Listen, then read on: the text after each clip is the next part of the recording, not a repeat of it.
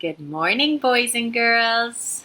Today we are going to continue with a topic that we introduced last week, and I want to see who remembers what we talked about.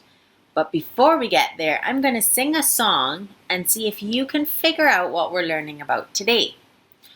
Who are the people in your neighborhood? In your neighborhood. In your neighborhood. Say, who are the people in your neighborhood? The people that you meet when you're walking down the street.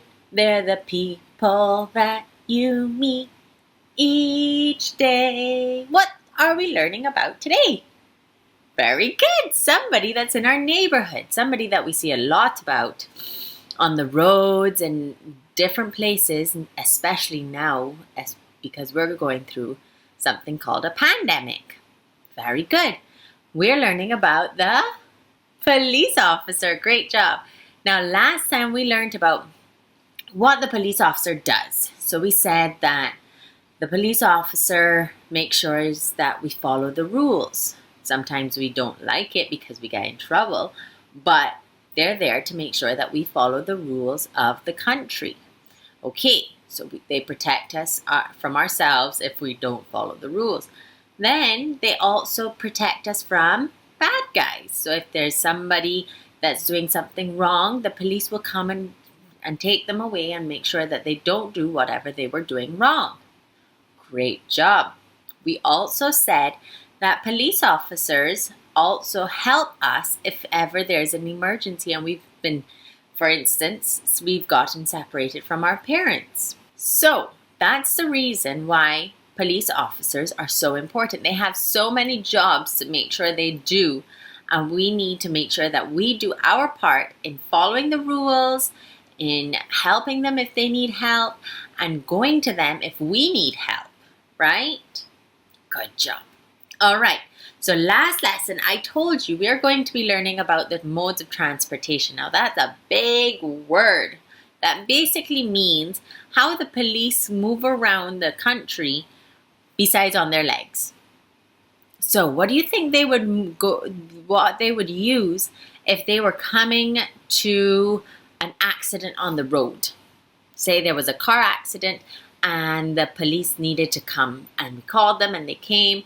What do you think they would show up in? Do you think they would show up in a boat, a helicopter, a horse, a Segway? You know what a Segway is? Like a scooter. A car? A police car. Yeah, they would show up in a police car. Good job. Now, the police, funny enough, have many different ways that they can move around the country. Do you want to learn how many ways they can do it? All right.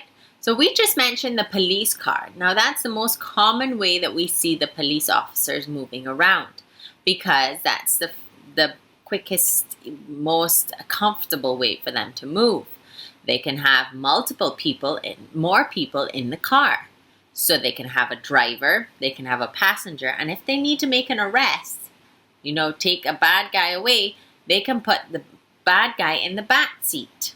Yes, okay. So that's why police use police cars. Now, why do you think a police officer would use a motorbike? Great job. So motorbikes go in and out of traffic very easily, right? And they're very quick.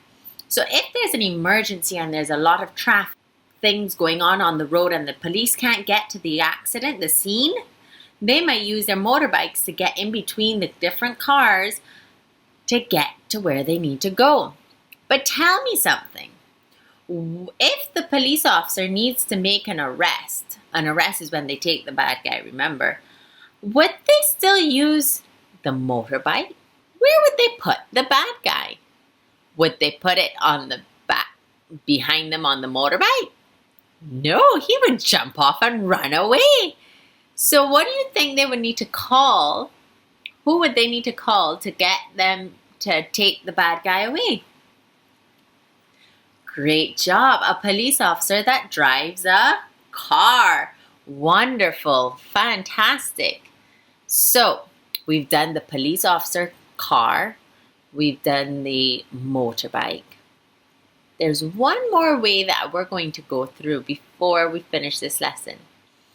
Now, this other mode of transportation, you will see when there's lots of people around and you can't drive a motorbike through the crowd, or you can't drive a car through the crowd.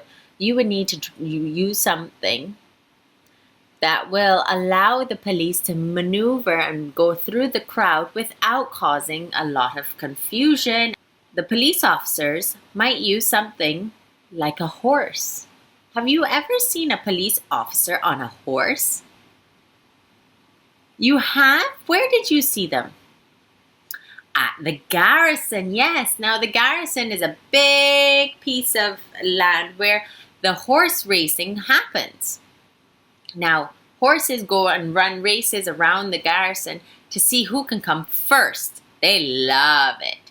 And there's somebody on the horse that's called a jockey.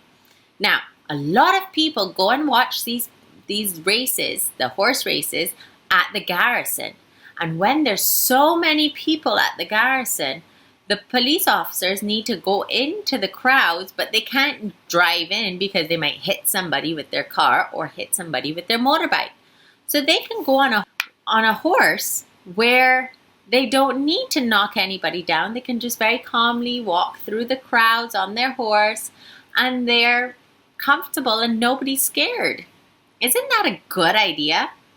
But again, what happens if they need to make an arrest? Can they put the bad guy on the back of the horse? That would be very funny, wouldn't it? Yeah, no. Who do you think they would need to call again? The police officer with the police car. Great job. So what they might do is they might have to take that bad guy from in the crowd and take him to the police officer with the car. Good job. So you see that there are different ways that police officers move around the country without just one thing like a police car. There are different needs and necessities for each one of them. Now, there's one last picture that I want to show you, and it's called a prison bus. Now, this prison bus would be used to take many bad guys from one place to another place. Now, you might see them, and that they're being driven by either a prison guard or a police officer, and they're taking lots and lots of bad guys from one place to another. Now that bus, they need it because what happens if you have many bad guys? Can you fit all of them in the back of the police car? No, you can probably fit 2 maybe, or yeah, 2. But if you have 5 or 10, you need a bus. So they have a prison bus and they also have a police bus, but I couldn't find a picture of the police bus. So here's the prison bus that they would use to move a group of bad guys from one place to another. See, there's so many ways that the police officers move around the island, and each way is very important. Each way has a specific reason and a specific need to do their job. So, I'm going to attach this picture in our lesson, and I want you to color it using similar colors and similar patterns and similar lines that you would have seen in our police car image, and try and replicate it in this coloring page. All right. Have a great day. I hope you enjoyed this lesson, and we're going to finish our lesson off with "Who are the people in your neighborhood? In your neighborhood. In your neighborhood." Say, who are the people in your neighborhood? The people that you see when you're walking down the street. They're the people that you see each day. Okay, so we've learned about the transportation for the police. I wonder what we're going to learn about next for the police officer. You'll have to wait and see. Bye.